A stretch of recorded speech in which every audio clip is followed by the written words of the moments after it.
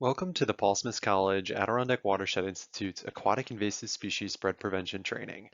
In this section, we're going to cover public engagement and how you, as a member of a lake association, a member of our community, or a municipality or other community leader can take action on getting more folks involved in protecting your local lakes, ponds, and greater watershed. In this section, we'll give you some tools and strategies to help better connect with those folks that you're trying to reach and effectively spread clean, drain, dry messaging throughout your watershed and your lakeside community. When we're thinking about public engagement, it's really preventing the spread of aquatic invasive species through effective communication and engaging meaningful conversations with both our neighbors, our community members, and visitors to our watershed or our lake or pond.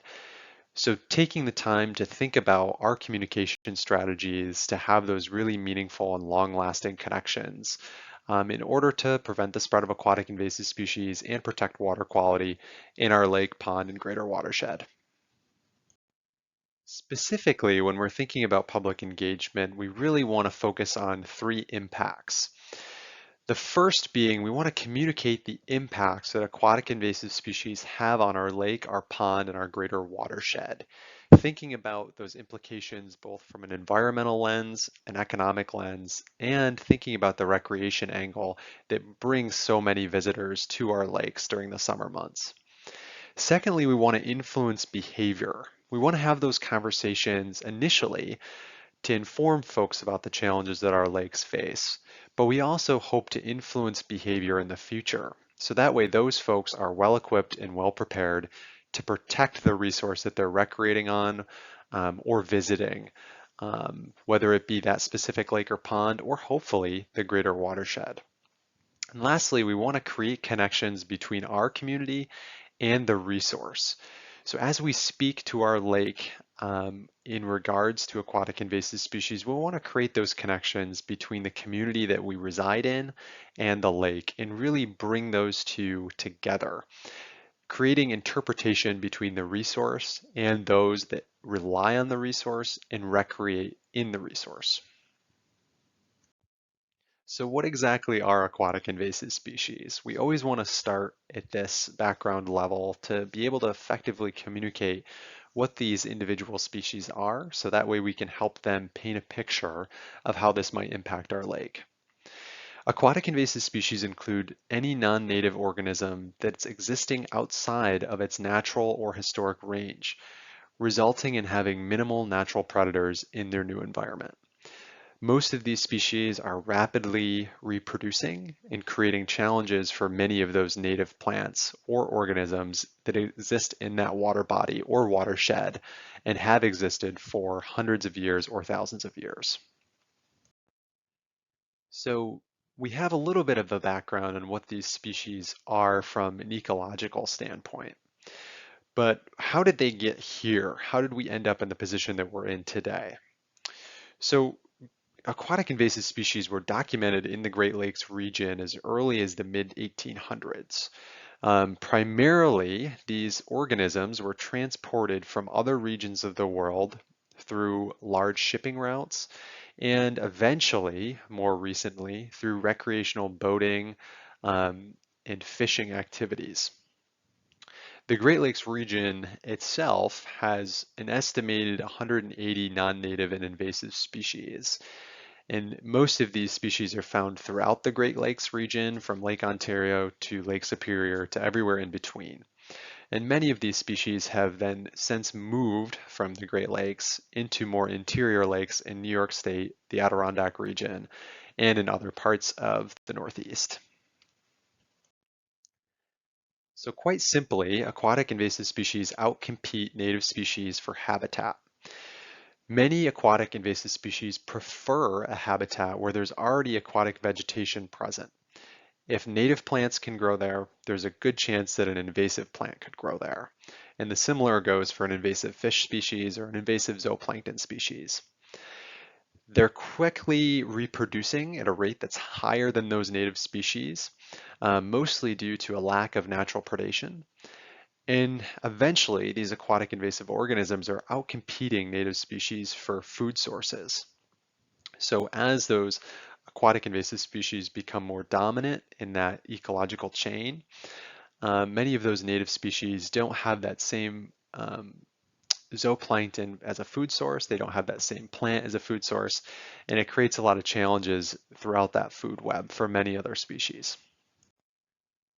We have a little bit of a background on what aquatic invasive species are and how they got to the location that they're in now in New York State. But why are we so concerned? So we want to focus on three impacts. One being environmental impacts, one being recreational impacts, and another being economic impacts. And each of these impacts is going to create its own set of challenges for each lake or each watershed. But how we communicate these impacts to the folks that we're communicating with can really go a long way in getting those folks to buy into our messaging and to our concern levels surrounding aquatic invasive species. Beginning with the environmental impacts, aquatic invasive species directly compete for sunlight, nutrients, and habitat with native species that live and exist in that watershed. These species degrade habitat for fish and other organisms and eventually have an impact on water quality both for those organisms as well as for ourselves and our community members. So for an example, zebra mussels or quagga mussels are filter feeders. And as those species filter out plankton in the water column, creates changes in the lake's transparency or the clarity of the water. This can have impacts on how far sunlight is reaching in the water column, as well as can create less availability for native zooplankton or phytoplankton populations that are depended on by fish, sport fish, and native fish species that have been here for many years. Many of us are going to be familiar with the recreational impacts that aquatic invasive species can have on our watershed. So many of these plant species create obstructions due to this material buildup in our lakes, both at the surface and at the subsurface of our lakes. This can make it difficult for boats, such as motorboats, canoes, and kayaks, to make it through that space on our lake.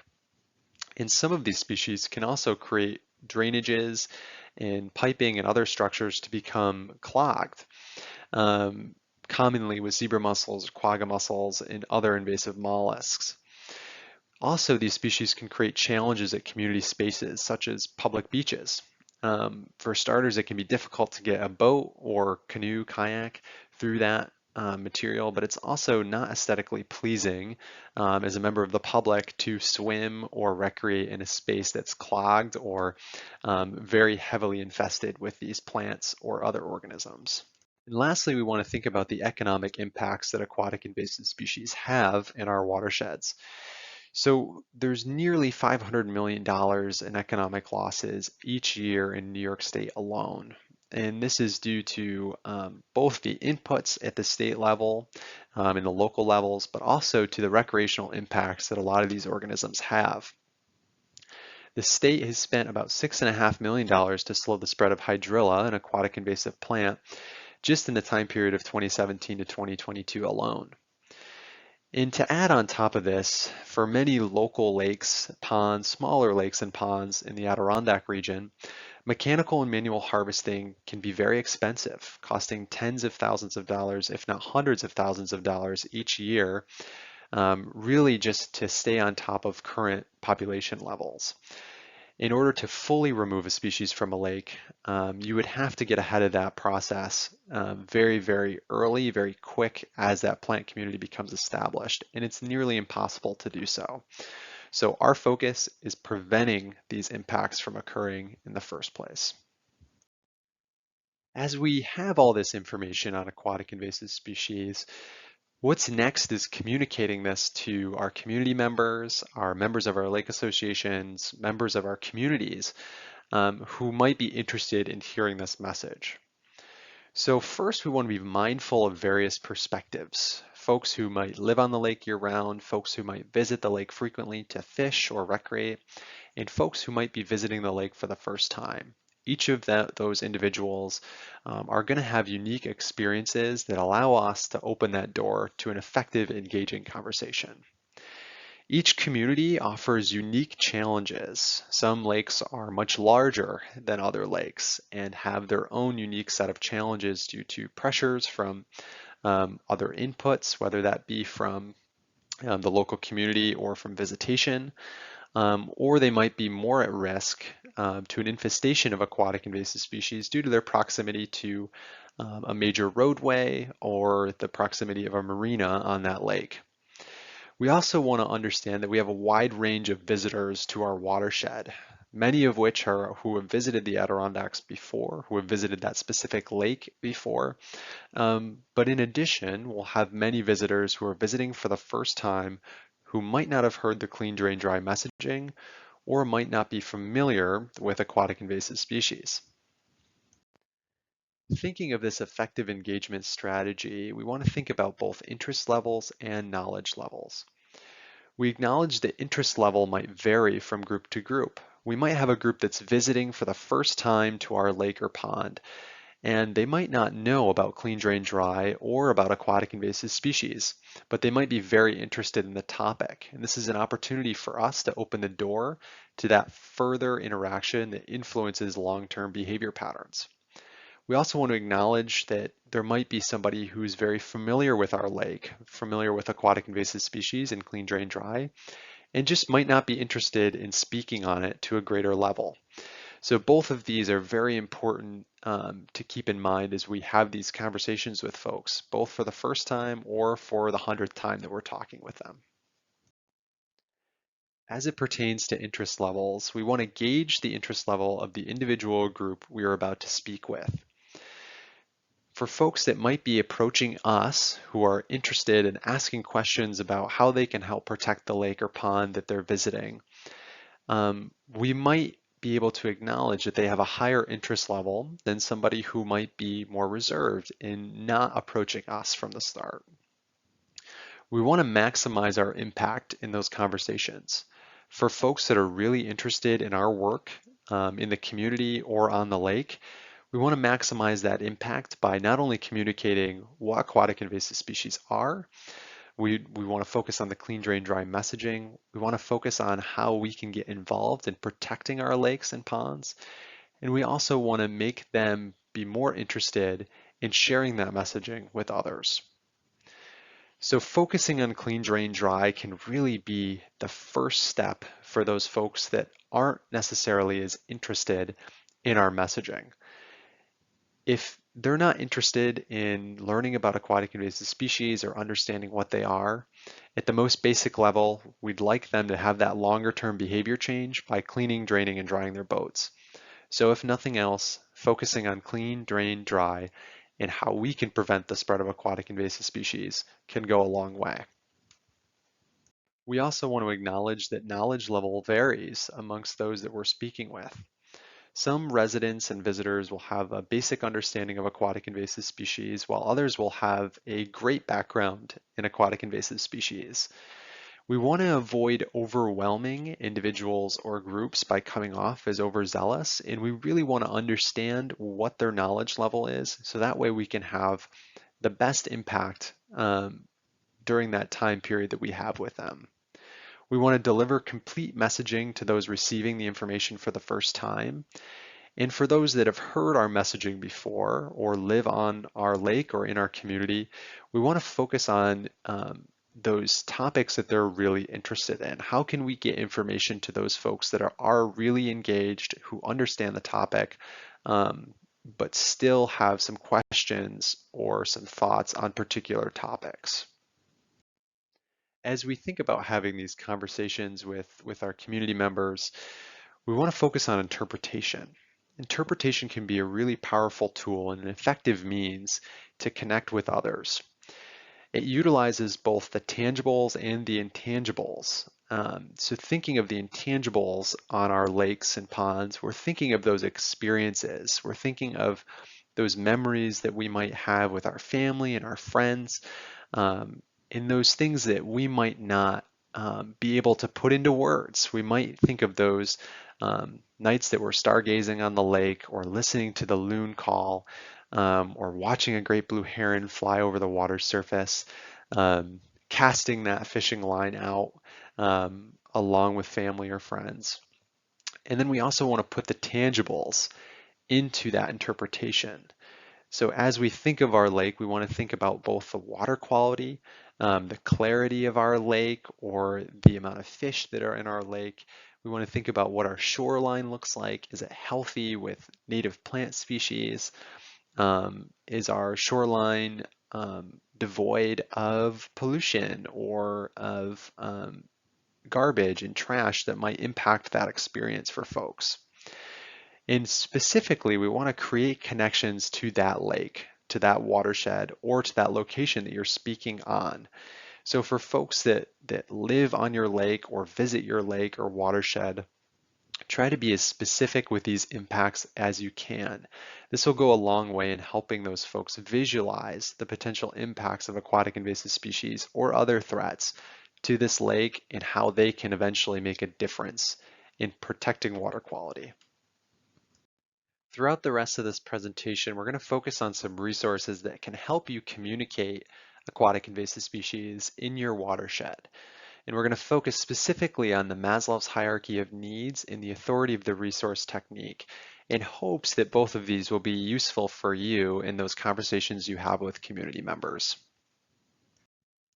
So starting with Maslow's hierarchy of needs, this is a program that's really focused on building a foundation of knowledge by creating a sense of belonging and connection with those that you're speaking to, with the topic you're speaking about. So we really want to give folks the information based on where they're at in the learning process. So taking a little bit of a deeper dive into Maslow's hierarchy of needs, we want to understand the needs of the individual or group.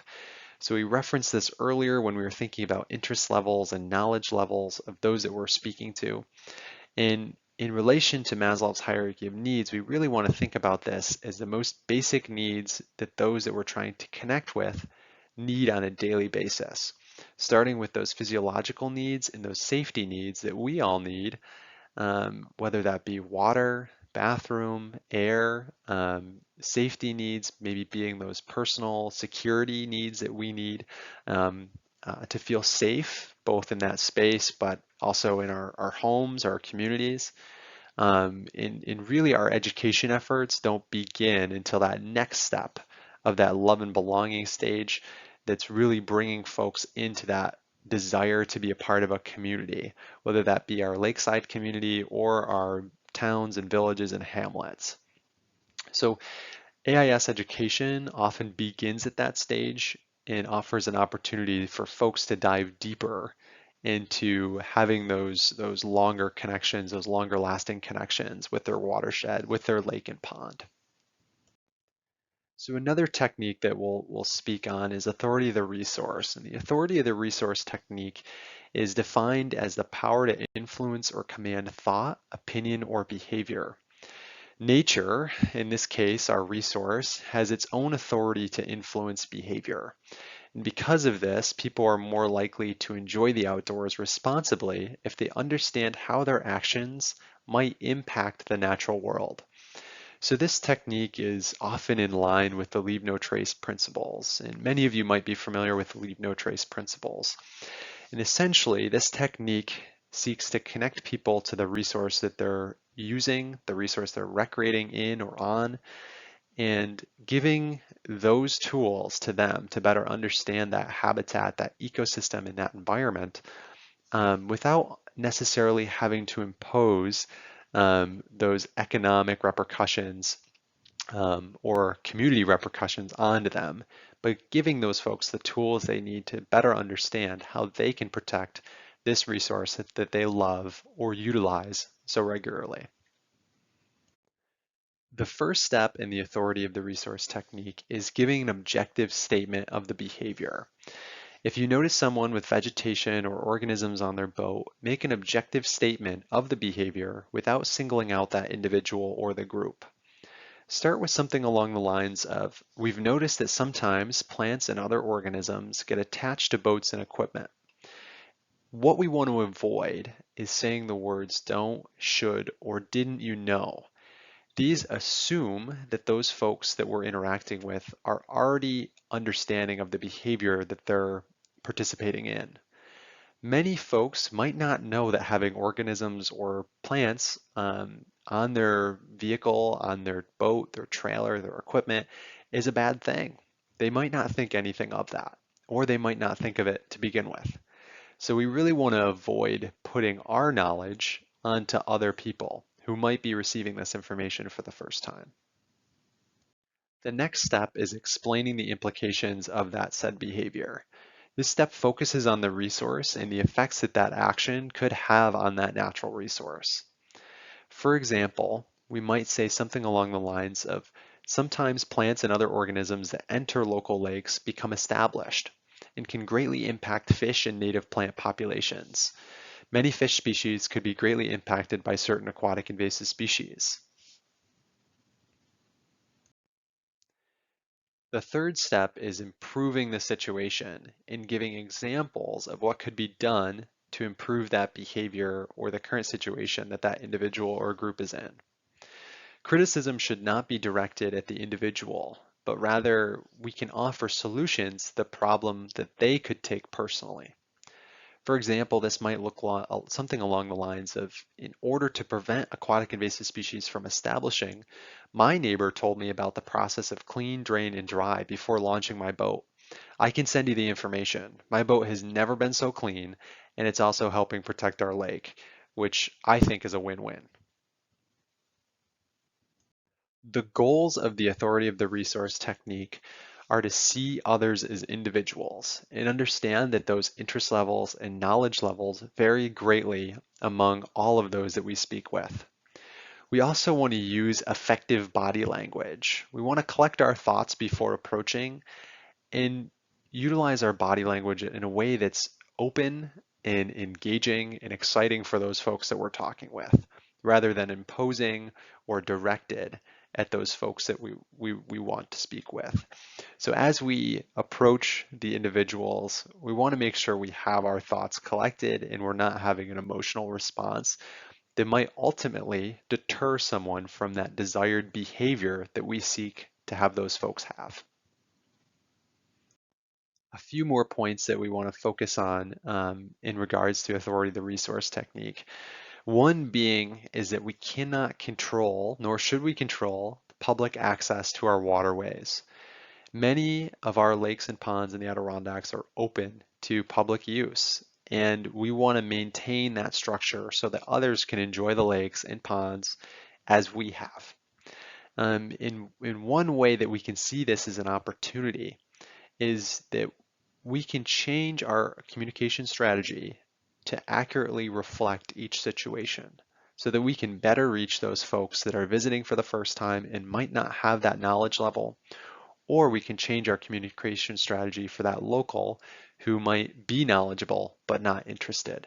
We want to meet people where they are and understand that most folks who are doing the undesired behavior would do the desired behavior if only they had the right messaging and it came from the right audience.